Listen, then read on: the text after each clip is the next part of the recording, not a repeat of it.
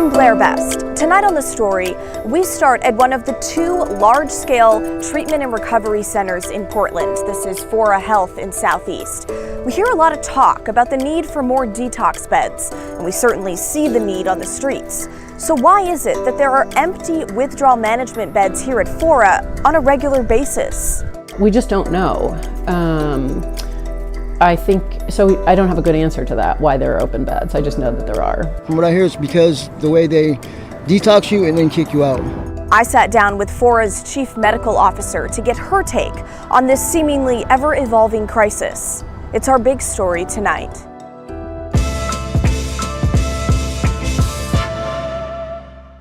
It's no secret, addiction is a way of life on Portland streets. Because I don't like feeling the emotions, I don't like feeling the reality. For people like Brian, there are two large-scale treatment and recovery centers in the city. Fora Health in Southeast is one of them. They offer many programs, including walk-in withdrawal management, commonly known as detox. It's not a process of cleansing. It is a process of two things. One, getting through the dangerous phase of withdrawal, and two, starting medications. In the fall of 2022, we were there when people lined up outside Fora Health in the early morning hours, hoping to get a bed. I tried to go yesterday to another one. I wasn't able to be seen. And then tried again today, wasn't able to be seen. Staff routinely turned people like Erica away because the facility was full. That's no longer the case. We more often have open beds in our withdrawal management unit than we are full. And that has been consistently the case for over a year now. So why are there empty beds? So that's the question of the hour. I don't have a neat answer to that wrapped up with a bow. On this day, 14 of 24 beds were empty. I mean, it feels awful to have those open beds. Here's 3 of the empty beds in the women's section. And our open beds are staffed beds, so we have full clinical staff ready to bring in patients, and we don't have patients showing up for them. Probably up until the past couple of months is when I really started noticing, we have a lot of beds that are open. I wonder why that is. Jennifer Burton is a withdrawal management nurse at Fora Health. I just know that the need is so great, and I mean, fentanyl's killing people. So it feels really icky to know that it's such a big, nasty drug out there, and we have the capacity with medications to help people get off of it, and the open beds, and they're not full. But for the patients she does have, we have a couple really sick people. The withdrawal, she says, is becoming more intense. Yeah, particularly I would say with fentanyl, we've seen it get worse and worse. Our protocols have had to change based on how the fentanyl in this area is changing. It looked different when it was primarily blues versus now it's primarily fentanyl powder. Those at Fora Health partner with other Portland treatment centers to track patient patterns. Each morning, Fora, along with Hooper Detoxification Stabilization Center in North Portland and Recovery Works Northwest in Deep Southeast, report their number of available beds. And there are days that nobody is full.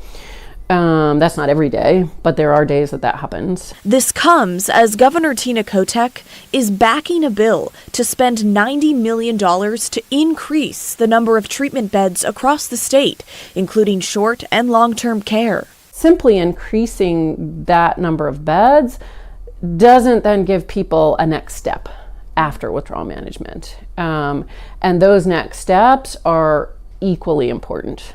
That's part of the reason this man, who didn't want to show his face, camps right across the street from Fora. Yeah, it's like an endless cycle. Every day you have to figure out how you're going to score. He's addicted to fentanyl and says he's been through detox at Fora twice. I know I'll go again. Yeah, because I have a family, I have a wife, I have 2 kids. Despite the best medication, if you're discharging back to the street or discharging back to a very unstable situation where you're surrounded by use, that is a very, very difficult environment. We go back to what we know. What we know is the use, the streets. You know what I mean? That's what we do.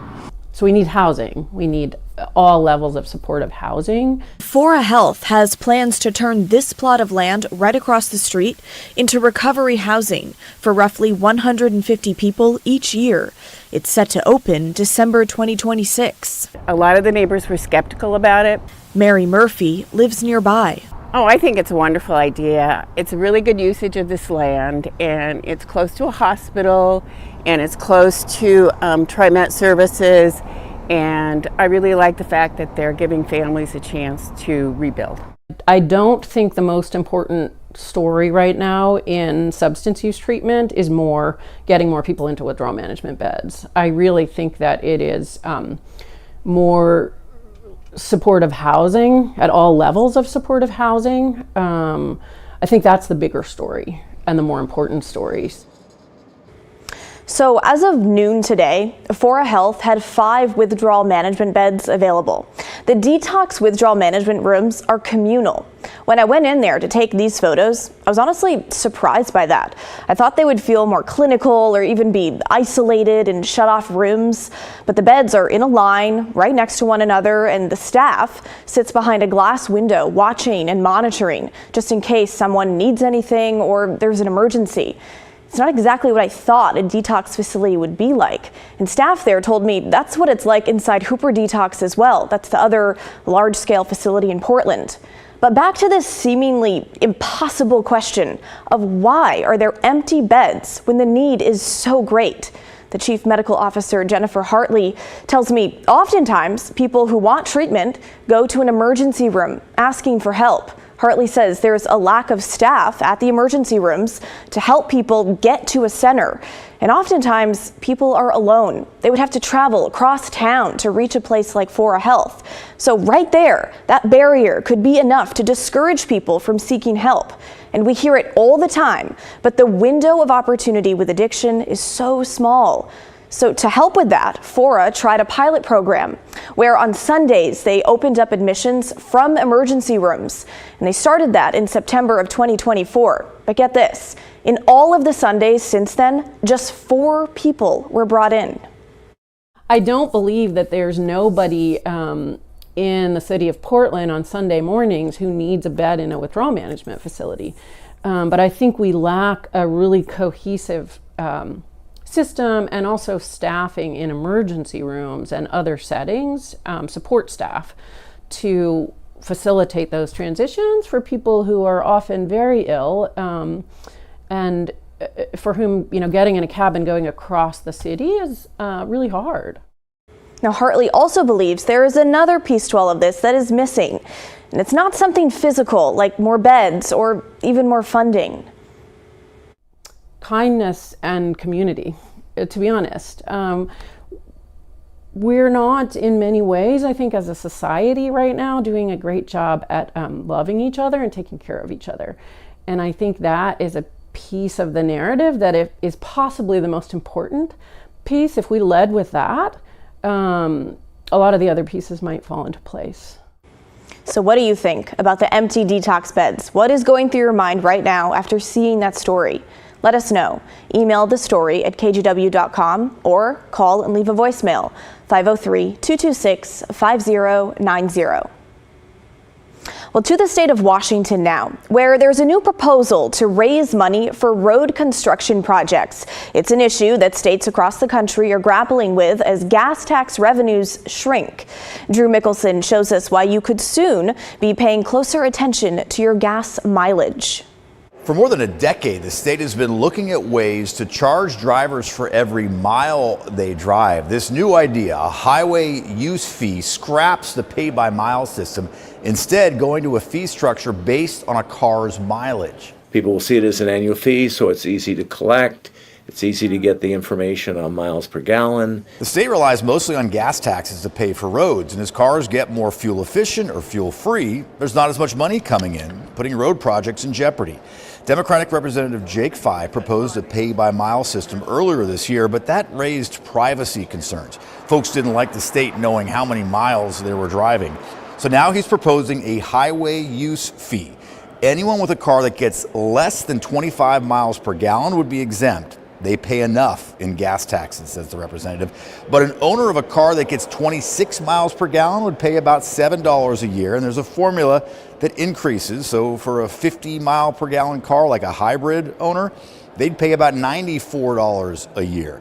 But they would no longer have to pay that current $75 hybrid fee. This won't require an odometer reading, it won't require a device, but it still gets at the underlying problem, which is lower gas tax revenue from more efficient vehicles. So this is going to start in addition to the gas tax, which is also going to be raised. So there's some concerns there. But if this is a model that over time can morph into a road usage charge which replaces the gas tax, this is a good model. Republicans seem to like this idea better than the pay-by-mile proposal. Plug-in hybrid owners and electric vehicle owners would not have to pay this new fee. Their current fee structure would remain in place. Along with the highway use fee, Representative Fye has also proposed a 9-cent a gallon gas tax increase. Now, Oregon was actually the first state to have some kind of pay-per-mile program. Ours has just been voluntary since it began in 2015. It's called OREGO, and members pay 2 cents per mile. Now, tracking those miles is done in two ways, either reporting to the state directly or using a GPS device. So what is the benefit to people who join now? Well, new EVs and cars that get 40 miles per gallon or better get a discount on DMV fees. Others get a credit on the gas tax.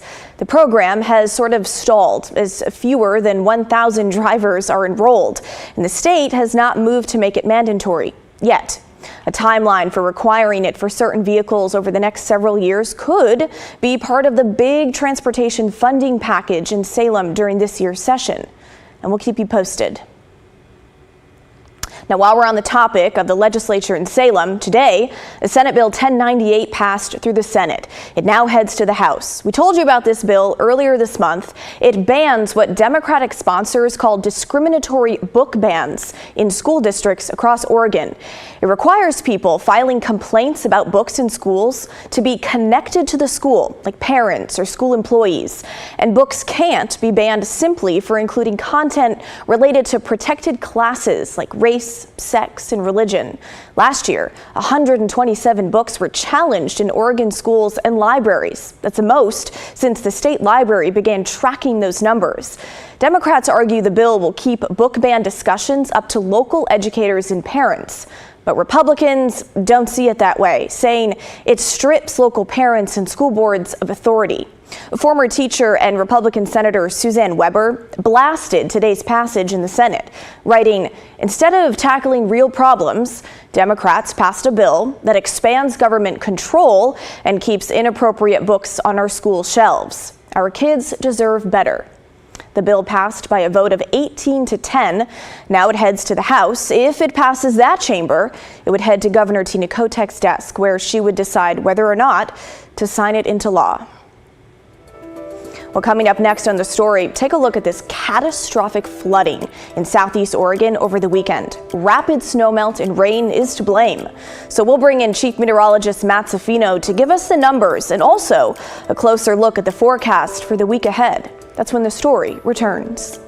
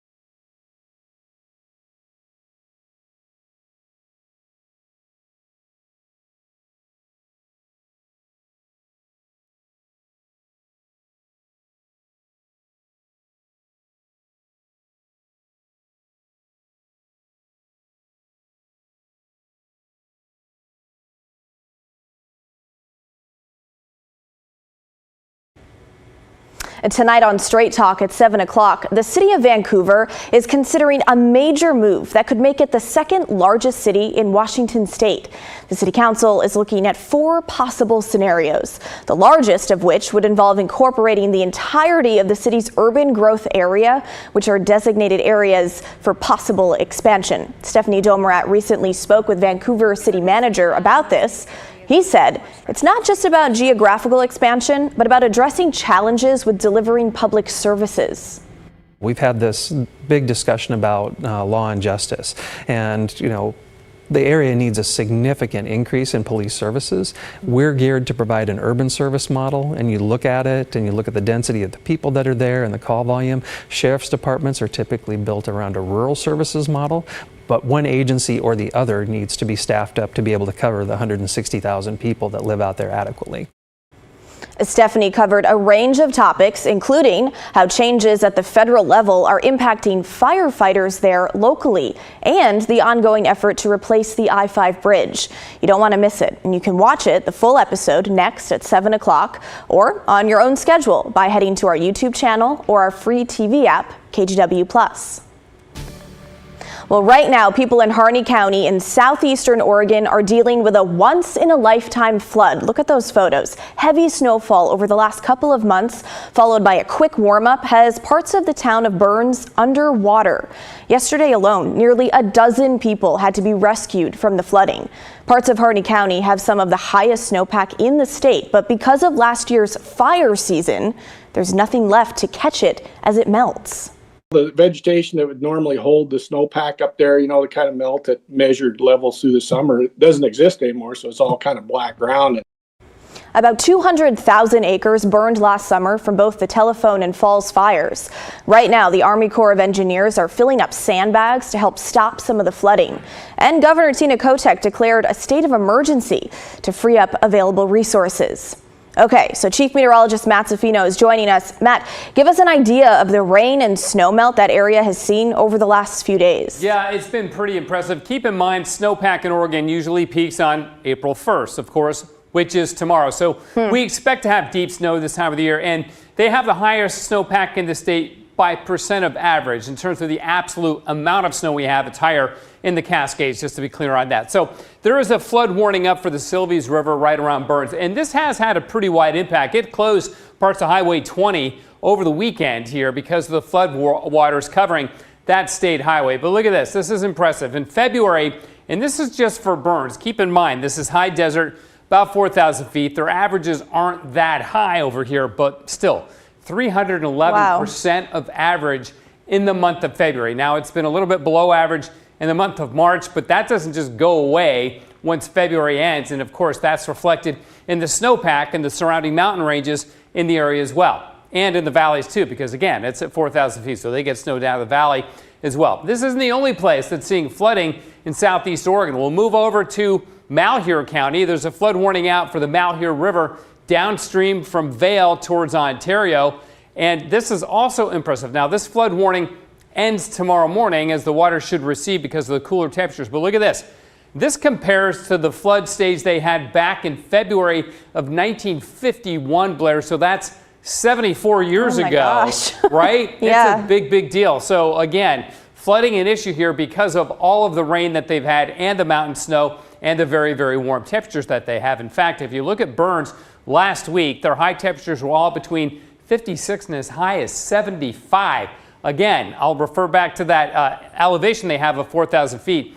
That's warm for this time of the year, super warm, right?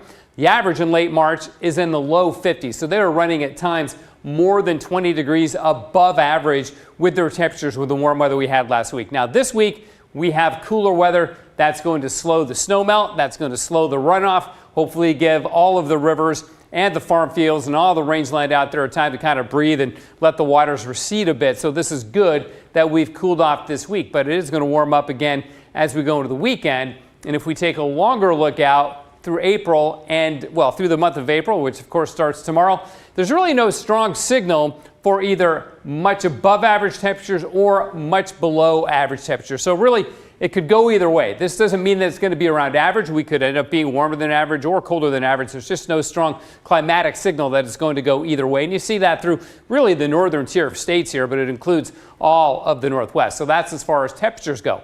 What about precipitation in the month of April? Same story. No strong signal that it's going to be super wet or super dry, which in a way is good. And again, this is the time of the year where we expect to get, potentially some flooding issues as the snow melt gets underway. Of course, we had that super warm weather last week. As you know, we're in the 80s here in Portland. We had our warmest March day ever, and that was reflected in Southeast Oregon too. Blair?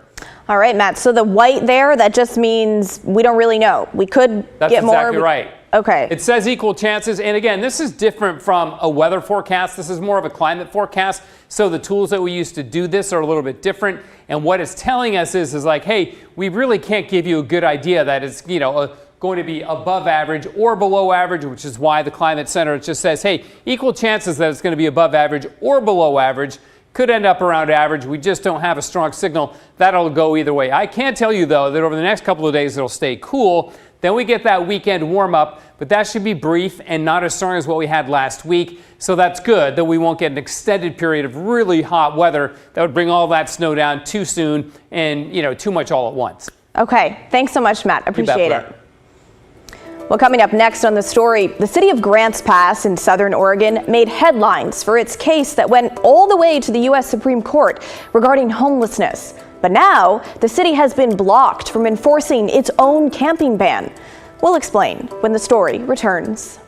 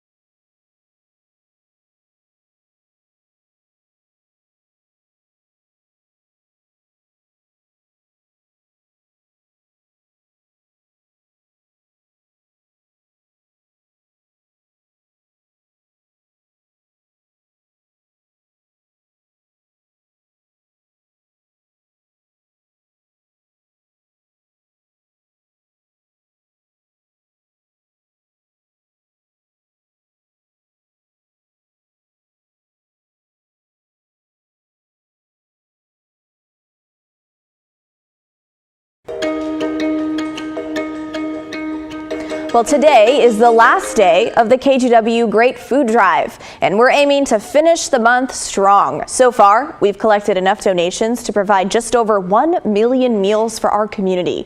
Now, the easiest way to donate is online. Just go to kgw.com/food drive. We want to thank local Toyota dealers, Pacific Office Automation, Rivermark Community Credit Union, and Safeway for supporting this year's food drive. Well, now to an update out of Southern Oregon at the city at the heart of a U.S. Supreme Court ruling on homeless encampments. It's blocked from enforcing its own camping ban. A circuit court judge in Josephine County issued a preliminary injunction against Grants Pass on Friday. While litigation is pending, the city of Grants Pass cannot cite, arrest, detain, issue fines, or otherwise prosecute any person for camping anywhere in the city until it fulfills two conditions. The city must increase its designated camping sites to the same capacity offered by previous sites, and it must ensure any camping sites provide accessible routes for people with disabilities. Disability Rights Oregon, who sued the city, says the injunction offers a clear path forward. Neither I nor the city has to guess about what the conditions are under which she would lift it. It'll reduce this scenario where the city brings things a little bit better, but it's not quite up to where the judge is, and then we have to do a bunch more court proceedings. No word yet on how the city plans to respond. Well, that is the end of our show, folks. Thanks so much for watching. Straight Talk is coming your way next. And don't forget, everyone has a story to tell. If you ever miss an episode of The Story at 6:30, we re-air the episode at 8:30 and 10:30 on our TV app, KGW+. You can download it for free right now on Roku, Apple TV, and Fire TV. In the meantime, have a great Monday night. I'll see you right back here tomorrow night at 6:30.